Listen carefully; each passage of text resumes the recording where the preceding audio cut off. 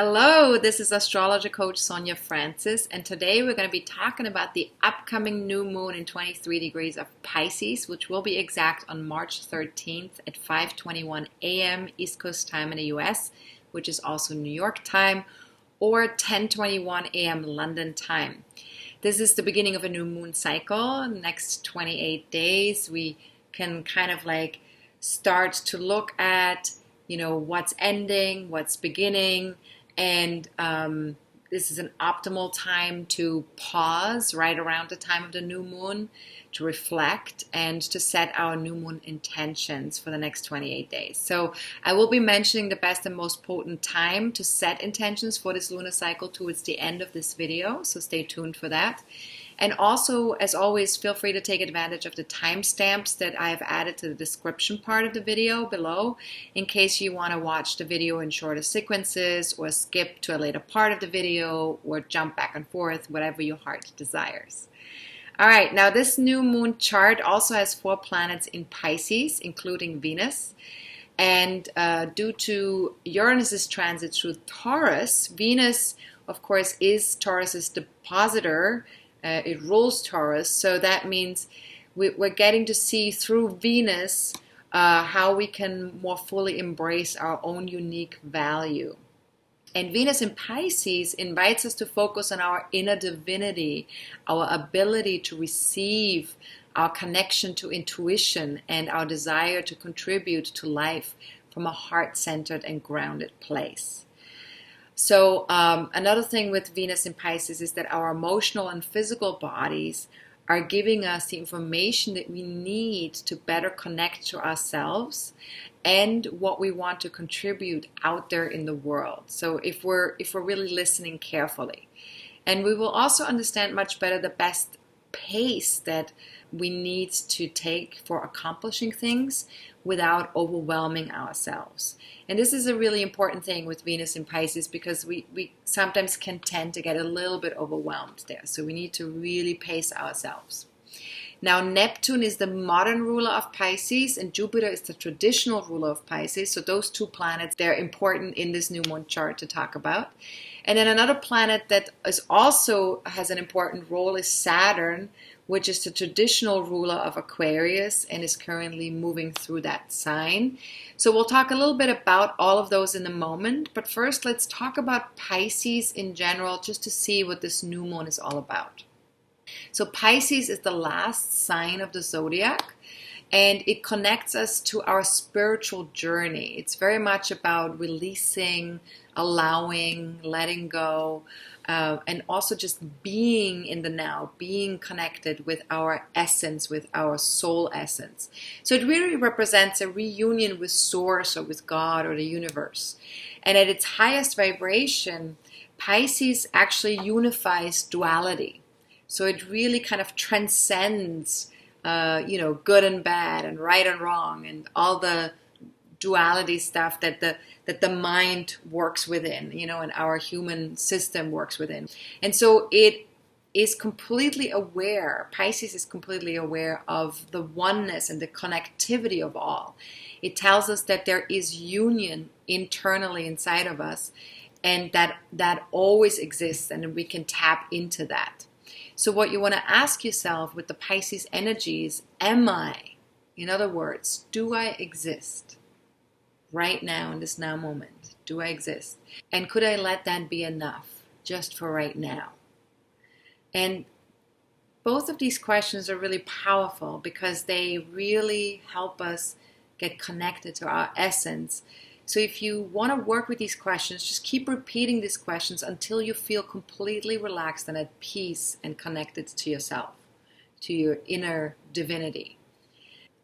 I'm going to have more text and coaching questions in connection with the Pisces energy that will be available via the New Moon in Pisces article, which will be posted by the latest by March 9th. So feel free to check that out for more questions, especially if you're a member of my online community. But I wanted to make sure that we can really cover everything that's connected to this new moon chart. So there's so much that I want to share that I decided to, keep some stuff for the article only and focus more on some of the aspects in the video. Now, this new moon is very powerful because it squares the degree of December solar eclipse.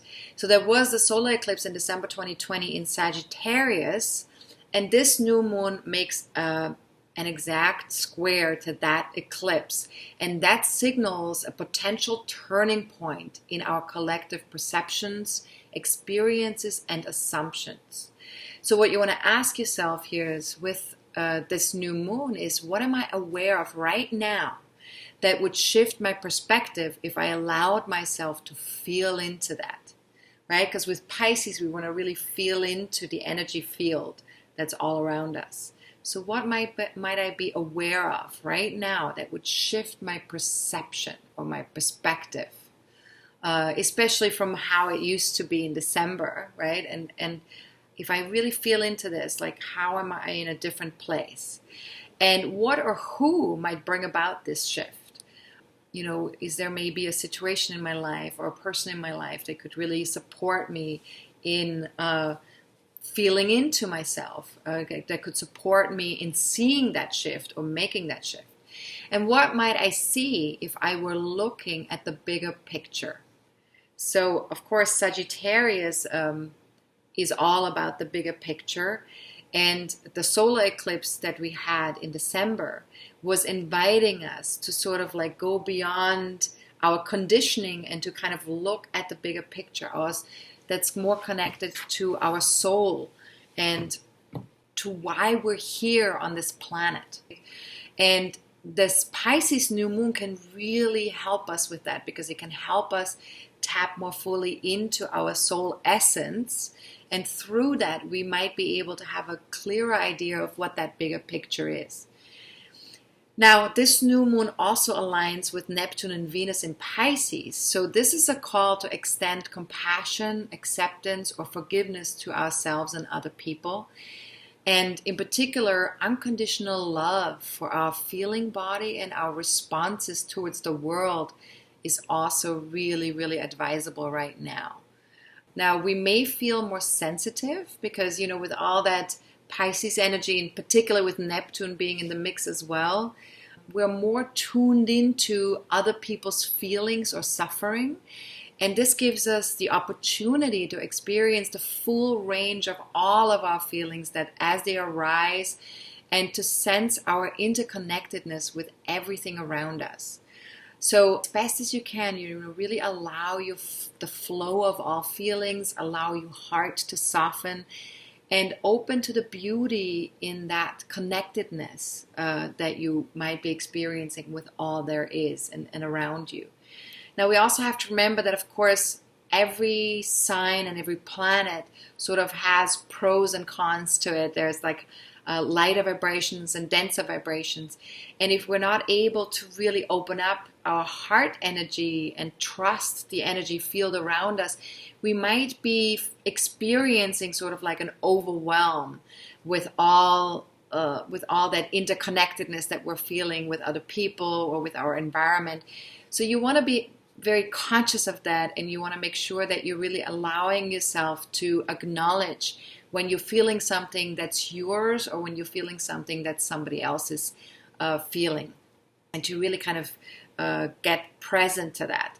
So what you can ask yourself here is, if I were to be totally honest with myself, what would I notice is draining, energetically speaking, rather than inspiring me at this time? And you want to ask these questions after the new moon has become exact. So after March 13th. Now, where do I seem to have a hard time discerning fact from fiction? That's another great question. Because with all that Pisces energy, sometimes we're not there. There's so much heart energy, and there's so much imagination energy and dream energy, and this unconditional love energy, that sometimes we get sucked into kind of like not really being able to discern what's true and what's not true. So sometimes we get sucked into sort of like a fictional place or an idealistic place. So we want to be aware of that as well. Just not judgmental, but just aware. And could I be open to receiving guidance directly from my higher self or my soul self? This is a fantastic question, because Pisces, of course, gives us that opportunity to really tap into our higher self or our soul self. So take advantage of that opportunity. And if my feelings had words and could speak, what would they say? Remember that the feeling body has a lot of information for us. And we want to allow ourselves to really tune into those feelings, and also maybe differentiate between what are some feelings that come from a more denser place, and what are some feelings that come from a lighter place. And know that all feelings are okay. We just want to distinguish, kind of like, is this coming from a denser vibration or is it coming from a lighter vibration? And when we're feeling things that are coming from a denser vibration, we want to give ourselves a lot of love. We want to really be very kind with ourselves in that moment. And we want to, as best as you can, acknowledge that that's okay to have denser vibrations happening. But at the same time, maybe also allow ourselves to look if we can find a lighter vibration somewhere as well. So not to cover up the denser vibration, but to not get stuck in the denser vibration. And then if we're feeling feelings of lighter vibrational feelings, like love, joy, compassion, openness, flexibility, things like that.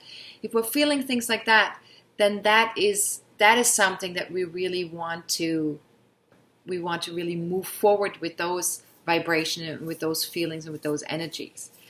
And then another question you can ask you is, what message might my intuition have for me? Right? Because with the Pisces energy, our connection to intuition is very strong, and we have to remember that intuition is always kind. Intuition is always subtle. It's always loving. Even if the messages that we're receiving are maybe, messages of warnings, let's say, if it's coming from an intuitive place rather than a fearful place, the message of warnings would be still very loving and kind. They wouldn't be loud or repetitive or anxiety provoking. We have to remember that intuition is always kind. So if it's not a kind message that you're receiving, if you're receiving a message that has sort of like a very strong energy to it, is very loud, or is kind of like anxiety provoking, that would not be intuition. That would be coming from a more survival place, from a survival mind place. Okay, so what messages might my intuition have for me? And is it at least possible that plenty of sleep, rest, going within might serve my connection to the divine, or you can also call it source, or to your intuitive self, right? That's the divine too. And what else could show me my own divine nature?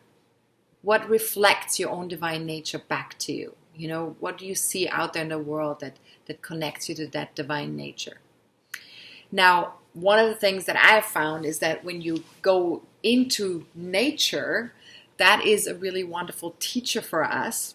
And if you start to feel overwhelmed, for example, or if you have an experience of anxiety or feeling lost or feeling, again, overwhelmed, that is something where nature can really be supportive. Where if we step out of our house, we take a deep breath of fresh air, we connect to the planet, to the earth, whether that's a flower or a tree or a bush, or we just walk and just allow the feeling of the wind or the air to penetrate through us.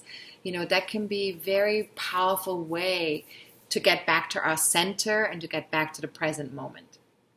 And that's what we really want when we feel overwhelmed or anxious. We want to get back to the present moment. We want to get back to our own center. Now, spiritual practices are also wonderful here, of course, with the Pisces energy: meditation, breathing exercises, mindfulness exercises. The same is also true for spiritual or energetic healing modalities like Reiki, Access Consciousness bars, Shiatsu, acupuncture, etc. And then the other thing that can also help tapping into the more lighter vibrations of Pisces would be, or also the Neptune energy, of course, would be, when we can find a creative flow of some sort, whether that's a creative flow through dance or through singing or through music or sound. All of these are really beautiful ways to connect to the lighter vibration of Pisces. And then, of course, positive emotions, or what we call positive emotions, such as love, gratitude, or compassion, really help us to move into that lighter vibration of Pisces as well. However, we don't want to force any of this, right? You don't want to force yourself to be in love or gratitude if you are in a very dense place. What you want to do first is acknowledge where you're at before you allow yourself to let, higher vibrational energy in, like love and gratitude and compassion. So you don't want to, use love or gratitude as a way to cover up other feelings, or to cover up or ignore or suppress other things that are currently going on with you. So if you have something in your life that you're grieving or that feels intense in your life that you really need to engage with, then let yourself engage with that first with loving kindness. Really let yourself feel what you're feeling first before you move back into love and gratitude and compassion. Now, what else can help us experience our connection to the all, or to a feeling of oneness and peace? What else is there? I mean, if you have any other spiritual practices yourself that you love or that really work super well for you, feel free to share them with all of us via the comment section, either on YouTube or on my website. I think that would be a really wonderful way for each of us to support each other. If there's something that I haven't mentioned that you feel like has really worked well for you, then definitely please share. I'd be curious to hear from you as well. But if there's nothing, that you want to share, that's fine too. You can also just ask yourself, what might cause my heart to expand 5% more than usual? And what is already in my current environment that opens my heart? We sometimes have things in our environment, when we look at them or when we think about them, we just feel better immediately. Like one of those things for me are my cats, for example. When I think of my cats, my heart immediately opens up. Again, it doesn't have to be a pet, but there are things in your life that you probably have where you have that immediate heart opening, that immediate reaction towards openness. And see what they are, and really write them down maybe, and work with those particular images or things in your life. Now, what might change for me if I knew for certain that everything is proceeding according to plan? What would change for me if I knew that for certain? And sometimes, this is hard sometimes. Sometimes it's hard for us to trust that life is unfolding exactly as it needs to be unfolding. We tend to, doubt life a lot of the time, especially when we're experiencing something that feels uncomfortable or not in alignment with what we think we want. But sometimes what we think we want is not necessarily what we need, on a soul level. So we have to sometimes just trust that life is proceeding according to plans. And if we look at the bigger picture, we can sometimes have an easier time making sense of things. And, what might reconnect me to a spiritual trust? Because what it comes down to really is that we trust our own essence, that we trust life, that we trust love, that we trust the unfolding of things. And so what might reconnect me to that spiritual trust? So again, feel free with these questions to just journal on them, or meditate with them, or just brainstorm with other people around these questions. You don't need to have an answer right away for these questions. It's really just an inquiry into these questions, so you can get in alignment with the energies of this new moon phase. Now, if you want to have access to all the new moon questions in writing, so you can maybe use it for journaling or whatever, and also to the full moon videos every month. Feel free to check out the various levels of membership on my website at astrologercoach.com and see if there is something that might be a fit for you. And if you're already a member, check your membership portal by signing into your account, and there you will find inside the My Content tab, you will find the New Moon in Pisces article, and that will be available at the very latest March 9th, like I already mentioned. And in the article, you can pick out the new moon questions for yourself. All right, now back to the new moon chart. The new moon also makes a sextile to Pluto in Capricorn, and we get an opportunity to be extra present and also focus on practicalities and long-term plans. This is just an opportunity. We kind of have to take action to make this opportunity work for us. So as best as you can, connect to your higher self, and if possible, bring a sense of flow and faith to your long-term plans, especially those where you feel really passionate about something, and also to those things where you feel like something's a little bit out of control, or you don't have full control over it in terms of your long-term plans. If you're feeling that, that's just the denser version of, passionate would be the lighter vibration of Pluto, and feeling out of control or wanting control would be the more denser vibration of Pluto. So if whichever side you're on with this Pluto energy, see if you can bring a sense of flow or faith to your long-term plans in that regard.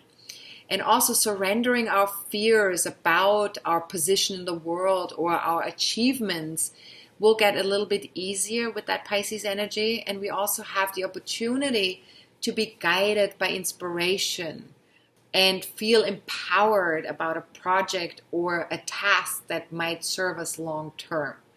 So really check to see if something like that is possible for you by tapping more fully into the Pisces energy and bringing that to your long-term goals, whether you feel passionate about them or whether you feel like they're a little bit out of control.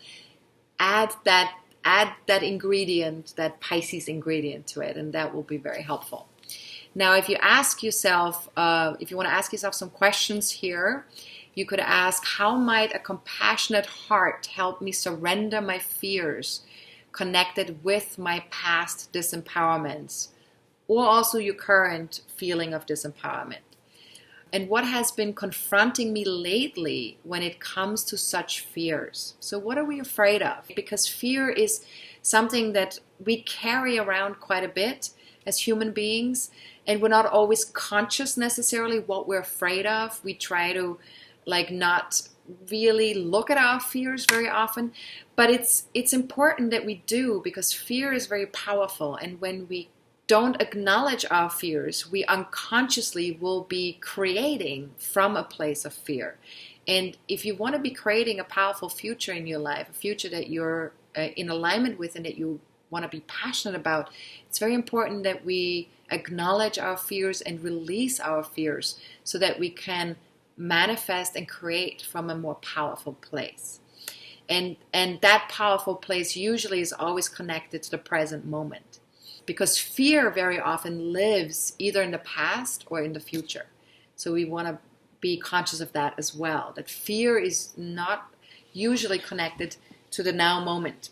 Very often we drag past fears into the present moment, or we drag future fears that are connected to our future into the present moment.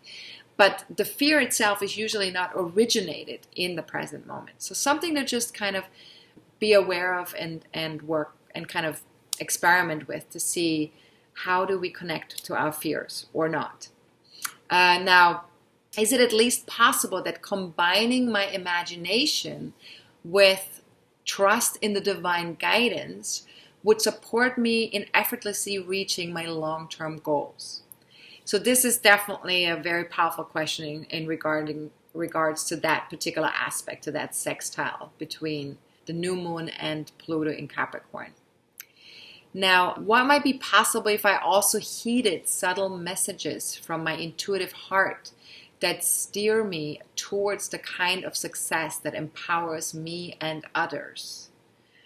So we really want to, having an open heart is very important when we're dealing with Pluto, because Pluto can have a tendency to for us to either shut ourselves down and protect ourselves from past disempowerments, or it can help us own those experiences and embrace the good, the bad, and the ugly, and whatever has happened, but in a powerful way where we own it and say, this is a part of me and it's okay. It's okay that I have been through something painful.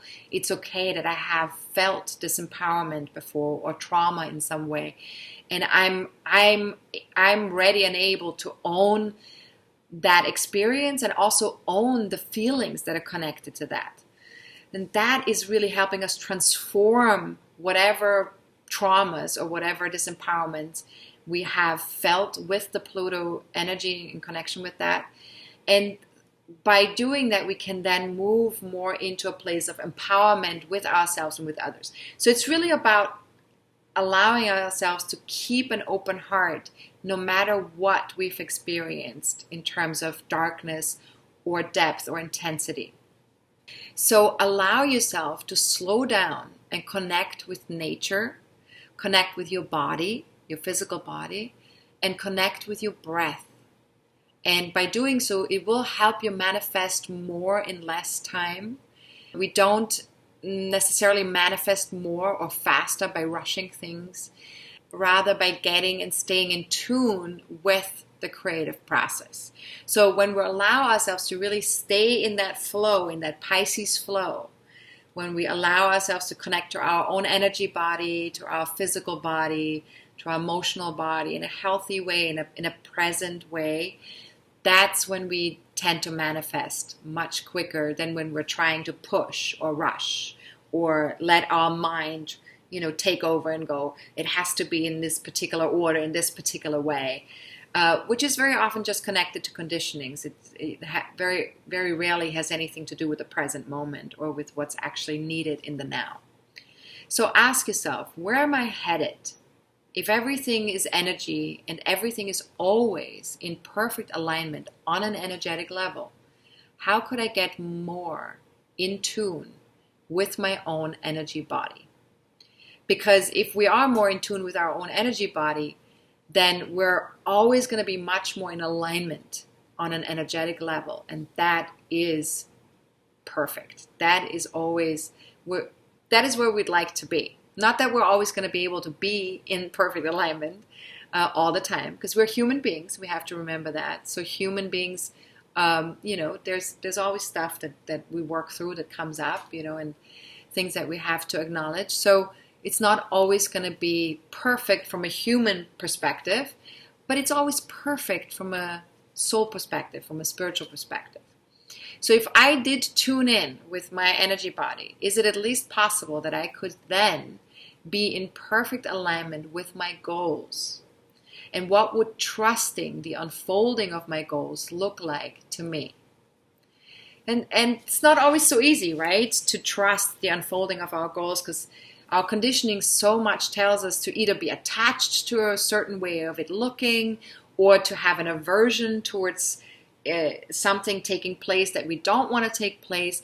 So it's not always so easy to trust the unfolding when it comes to our goals. So, but the more we are in touch with our energy body and our heart, the easier that gets. So we need to practice, basically. It's just a matter of practicing. Now let's talk a little bit about Jupiter. Jupiter is the traditional ruler of Pisces and is currently in Aquarius. And it also aligns with Mercury in Aquarius and trines the North Node in Gemini. So let's start with the alignment to Mercury in Aquarius. So that shows us that we have the ability to see the bigger picture. We feel optimistic, sometimes maybe a little bit too optimistic about our future. And that helps us think big and far into the future. Maybe sometimes too big, maybe sometimes too far into the future as well. Because with Jupiter, of course, it sounds good to have all this optimism and it sounds good to go far and to go big. But there can also, with Jupiter, if there is no healthy boundary there, it can sometimes we may go too much. So too much of a good thing is not a good thing. That's the saying. So anything that expands our perspective is important right now. Spiritual or mental journeys can definitely flourish with that combination, especially those connected with like-minded people or communities or networks in our lives or friends. If we don't channel this energy into something that elevates our mind and soul, however, we may become a little restless or anxious. So whenever we go a little bit overboard with Jupiter, there's sort of like that sense of restlessness or anxiousness. And because it's in Aquarius right now, that definitely has to do with our future. It has to do with our networks. It has to do with how we see life, how we see our vision for humanity. Now, what you can ask yourself here is, might stepping outside of my daily routines bring me to a place where I can see my friendships and networks or humanity's future from a new vantage point? So if I step outside of my daily routines, might that bring me to a place where I can see all of those things from a new vantage point? And what are my beliefs around groups and like-minded people? What are my beliefs, or what have been my beliefs so far? And is there anything maybe that needs to be, something that needs to change or needs to be revisited in a new way, from a new vantage point? And what might I see if I looked for a vision from that new vantage point? So if something's shifting in the way I'm connecting with my communities or with people out there, how can I create a vision that supports that? And Jupiter also makes a trine to the North Node in Gemini, so that shows us that collaboration and tolerance and equality can be achieved in our communities if we stay open-minded and bring a good dose of curiosity to our interactions. It also means that we need to give each other some space, right? In order to be open-minded, in order to stay curious about another person, we need to give each other space a little bit. So ask yourself, what questions could I ask myself or others that might help me expand my perspective in the future or for the future? And what about my perspective about a group of people with whom I disagree? Now, this might be a little bit more challenging, right? Because when we disagree with other people, it's usually not so easy to find a way to be open-minded or to stay curious or to have a new perspective. But just if we kind of take a look at that or experiment with that and just dabble a little bit, if that question resonates with you. What about my perspective about a group of people with whom I disagree? Could I find questions that I could ask myself or them that might help expand my perspective? Now, the North Node represents our collective soul's journey at this time.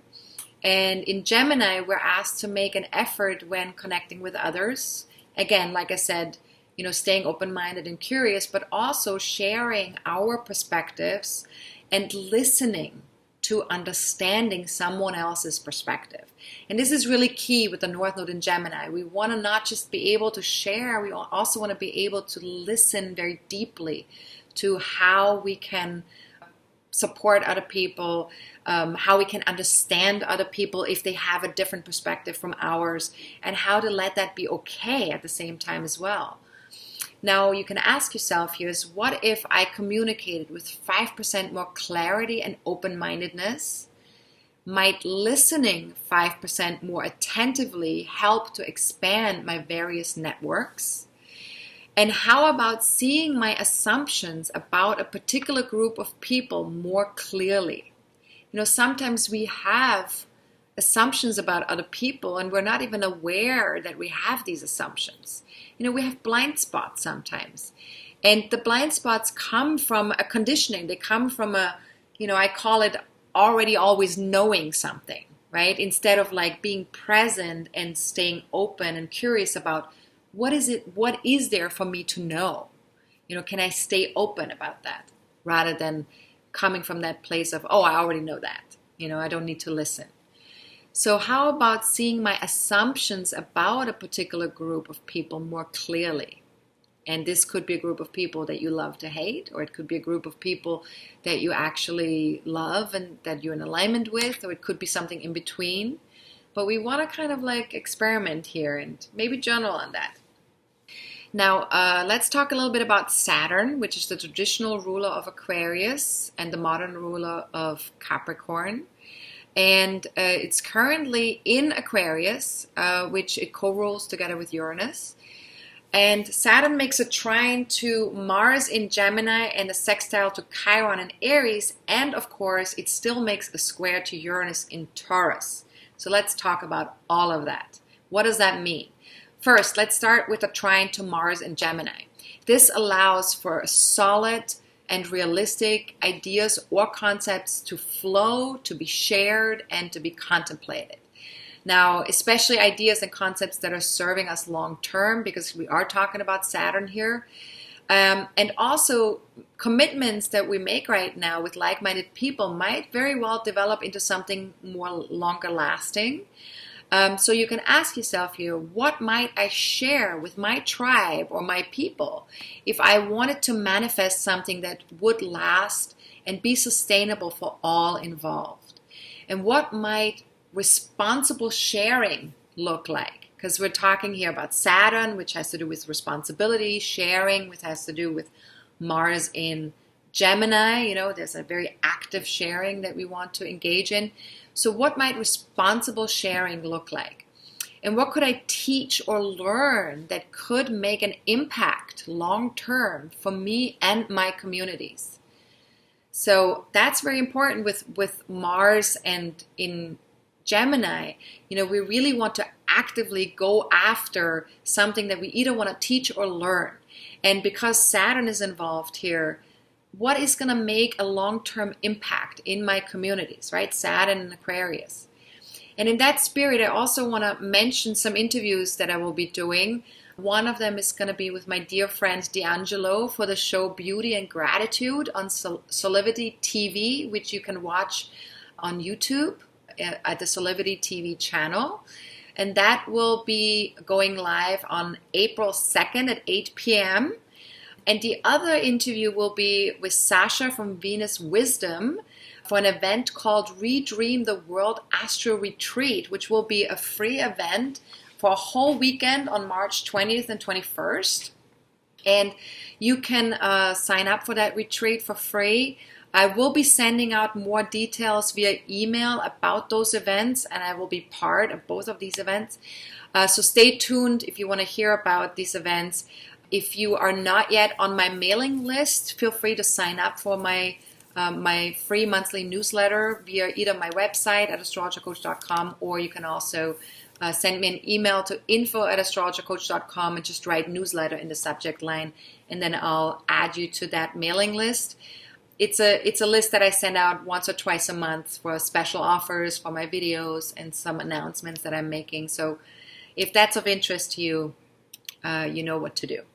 All right, now back to Saturn's aspect. So Saturn is also making a sextile to Chiron in Aries, and that presents an opportunity to connect with others and engage in a healing process that can bring progress in our various communities, maybe even worldwide. So depending on what your own healing process is with yourself, that will probably indicate how much of a ripple effect that will have in your own environment, in your own various communities. And we have to remember that we're more powerful than we realize, especially when we come together. So if we're allowing ourselves to bring our own healing process to our community and do it with other people, that is so much more powerful. And of course, with Chiron and Aries, we're dealing with a healing process around the masculine energies, around the energies of anger or domination in the world. And we need to make sure that we're healing this collectively as well as individually speaking. So ask yourself, could I allow myself and others to be human? That's really important. Can we allow each other to be human? Can I allow myself to be human? There's so much emphasis on, needing to get everything right and perfect and needing to be superhuman a lot of the time. But, the truth of the matter is none of us are superhuman. None of us are always, on and always perfect in what we're doing and how we're connecting with other people. We all have our stuff. So if we could just allow ourselves to be a little bit more human. And what if taking a compassionate approach towards myself and others actually made for more fulfilling connections in the world? And this can be so important. And sometimes it's easy to have a compassionate approach towards, people that we love, like friends and family, or, people that we admire, But having a compassionate approach towards ourselves at all times is not always so easy. And then also having a compassionate approach with people that maybe we don't like as much or don't love as much, that can be quite challenging at times, right? And I'm sure we all know how challenging that can be. So, but practicing that and moving in that direction is very important right now, and it's very powerful. We need to learn how to become more compassionate with ourselves and with others. Okay, now let's talk a little bit about Saturn square to Uranus and Taurus. I have been discussing this in earlier videos already. Also in my weekly forecasts, we've talked about it on February 17th. I've written about it.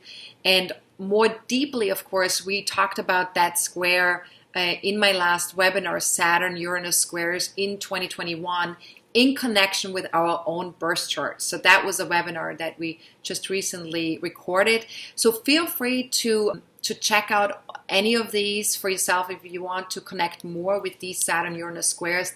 They have been active since January and will be still quite strong until the middle of July, and then again at the end of the year, November, December. So this is something that we definitely want to be aware of and know how to work with. So feel free to click on the various links below this video. I've posted some links that get you to the video that I've recorded and also to the weekly forecast for February 17th and the webinar, Saturn-Uranus squares in 2021. So feel free to check out any or all of them. Now, to sum it all up for this new moon, we can tap into the divinity within, of course, through so many different ways, like we've already mentioned earlier, like meditation, being in nature, music, dance, energy healing, dream work, creative writing, art, being connected to our intuition. But one thing we want to remember is that in silence, when we're able to be in silence with ourselves, we feel that oneness with all there is and the unconditional love that the universe provides for us. So making space for that ability to connect to that silence within ourselves, where we can quieten the mind, where we can allow the physical body to relax and to just be with ourselves for a moment in that silence, that is really powerful. So for the next 28 days, that's an opportunity to really tap into that space, into that intuitive or imaginative space for ourselves and focus. And once we're able to do that, maybe focus anew on what's important for us from a place of being present rather than from a place of rushing and constantly being in the future and constantly trying to get to the next thing. Now, many of us, of course, have been feeling a little bit exhausted because there's been so much shifting going on physically, emotionally, mentally, spiritually, collectively and individually speaking. So we have to remember that inner work takes as much energy as outer work or physical work, sometimes even more. So take extra good care of your physical well-being, your emotional well-being, your spiritual well-being, your mental well-being. And as much as you can, follow your inner guidance, release any energy patterns or anything physical or emotional that's no longer serving your evolution. Recharge yourself as often as possible, take breaks, and remember that we're all spiritual beings having a human experience. And this is not easy. It's not easy to be a spiritual being in a human body. It is challenging, there's no doubt. But we have to remember we chose to come here at this time in this particular physical experience on this planet, and we want it to be a part of this shift. We want it to either be a very active part of this shift where we really make the changes and the shifts happen personally, or we want it to experience that shift. We want it to be a part of that experience in some way. So as best as you can, give yourself permission to unplug, to listen deeply to your heart and soul. Allow yourself to be with what is, even if that feels uncomfortable, without needing to change or fix anything. And then once you're able to really be with what is, then and only then take some actions. Because only then you're not coming from resistance or attachments. You're not coming from wanting to change or fix. Then you're coming from your heart center. So really allow yourself to embrace what is, even if it feels uncomfortable. And if nothing else, do your best to take 5-minute breaks here or there. If possible, get quiet, get silent with yourself, with your intuitive self, with your feeling self, and ask yourself, what might a healthy connection with the energetic world feel like? What if I became just 5% more interested in my inner world? What if I simply embraced whatever I discovered there? And could I simply allow what is to just be, just for this very moment? And if nothing else, use that last question throughout the next 28 days after the new moon becomes exact, because it is a very powerful, helpful question to be with all that Pisces energy. Now, if you have an ascendant or any personal planets in 21 to 25 degrees of Pisces, Virgo, Gemini, or Sagittarius, then you will definitely feel the impact of this new moon more strongly. But even if you don't have planets or points in these particular signs or degrees, take a look at your birth chart and just see, where does 23 degrees of Pisces land in my chart? Because the house placement of the new moon in your own birth chart will indicate which area of your life is going to be most impacted for the next 28 days. Now, if you don't know how to look that up, or you don't have a birth chart yet, feel free to check out my 30-minute class, How to Read Your Birth Chart. You can get free access to this class via my homepage at astrologercoach.com. Just scroll down on the homepage until you get to a window that says free class, and then just click on that. And at the very end of that class, I will talk about how you can get a free birth chart printout of your birth chart online if you don't have that yet. All right, now before we talk about setting new moon intentions and the best and most potent time to do so, let me mention my next forecasting forum real quickly. This is a 90-minute webinar that will be an Ask Me Anything special event, something I've never done before. This will be my first time doing an Ask Me Anything event.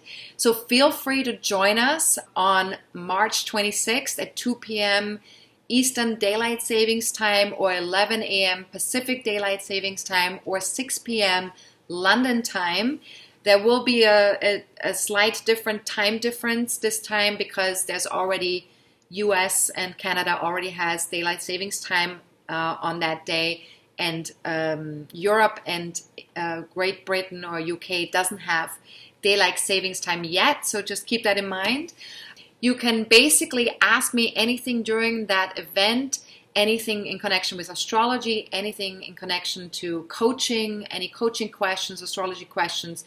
If this date and time doesn't work for you, you can also watch the MP4 video recording of this live event, so you can still ask questions in advance and then watch the recording if that's something that you'd like to do. Feel free to register for this month's only. If you are currently not a star member, you can click below this video. There will be a link for that. There is an early bird special available until March 23rd at midnight Eastern Time. And if you'd like to join me for free every month for my monthly forecasting forums, you can become a star member. Star membership includes the monthly forecasting forum every month. You immediately registered, and also you get a lot of perks, discounts, and all the forecasts that also the universal members get. So feel free to check that out if that's of interest. And then, yeah, let's talk about setting new moon intentions. New moon intentions, the best time to set powerful intentions for any new moon is after the new moon becomes exact, not before. And also you want to avoid moon void, of course, phases. Those phases are not perfect for setting intentions. So that means that this month, for this particular new moon, the best and most potent time to set intentions would be any time between 5:21 a.m. and 11:38 a.m. on March 13th. And then again, the same day from 6:44 p.m. until 5:21 a.m. on March 15th. So all of that is New York time, Eastern time. So if you live in a different time zone than East Coast time and converting time zones isn't your thing, I suggest that you just join me on my Facebook fan page or my Twitter page and just look out for reminders that I will be posting on those dates to let you know when it is the perfect time to set your intentions. And once those reminders pop up, just sit down and set your intentions then. If you need more information about setting intentions, how to do that, feel free to check out an article that I wrote about setting intentions. There is a link below this video that will be available to click on, or you can also go to my website, to the blog page, to astrology articles, and look for that particular article there. Now, if you have any general questions about astrology or the new moon, feel free to email me at info@astrologercoach.com. Anything that's more personal in nature that requires me to pull up your birth chart, feel free to book a reading on my website via the services page at astrologercoach.com. Or again, you can ask any questions at the upcoming monthly forecasting forum on March 26th. It's a special Ask Me Anything event, and you can email me in advance as well with questions. So that's probably best, because anybody who is going to email me in advance will probably get preferred treatment. I will answer those questions first, and then if we still have time for questions after that, then I will also take questions from the people that are joining us live. So just remember to email me your question if you want to join us. Now, my members will see me in 2 weeks around the time of the full moon, so we can take a look at how far we've come since setting our new moon intentions. And everyone else will see me in about 4 weeks for the next new moon. Please stay healthy, focus on your physical, mental, emotional, and spiritual well-being. All of that will support us in staying healthy. And it's always a pleasure connecting with all of you. Thank you so much for watching, and have a good one. Have a fantastic new moon. This is Astrologer Coach Sonja Francis. Goodbye.